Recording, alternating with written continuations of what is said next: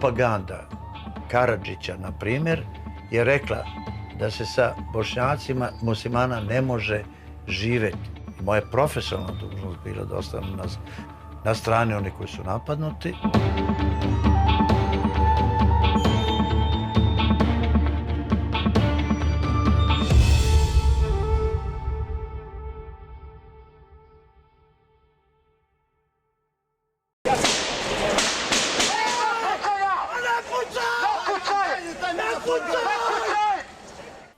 I to je snimljeno i u mnogim emisijama stranih televizijskih kompanija se prikazuje ta slika.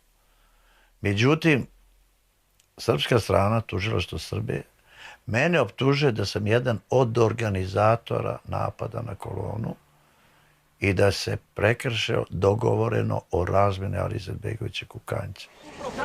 Umproforu, predsjednik traži da se kolona propusti i ja sam zato da se propusti kolona. Prijem!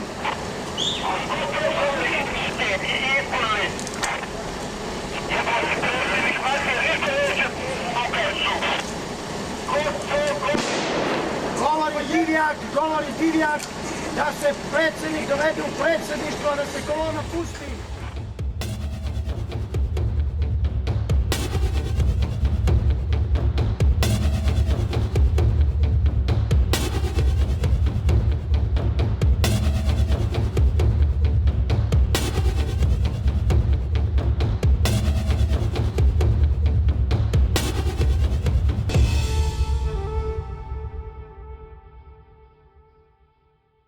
Dobro večer, poštovani gledalci. General Jovan Divjak stigao je u Sarajevo, austrijsko pravo.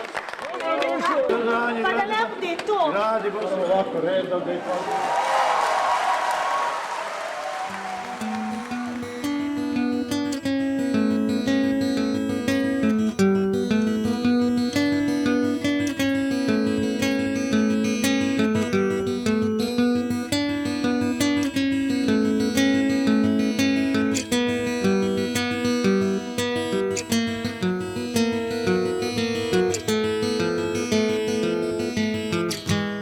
Zašto djeca? Zato što je već tada puno djece stradalo u ratu, puno je roditelja poginulo. That is only one thing that he is asking for us, to fight for him by using knowledge, to gain respect among the others and to be a great man.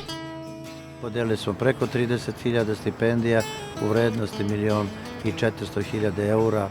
Uz to, znači uz taj gotovi novac, mi smo još oko 2 miliona eura podelili u školskom priboru, sportskoj opremi, hrani.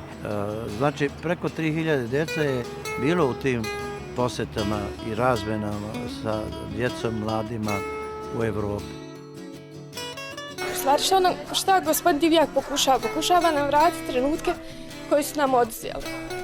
Pokušava vratiti trenutke koje sam ja trebala sa svojim ocem doživjeti, a oduzeli sam.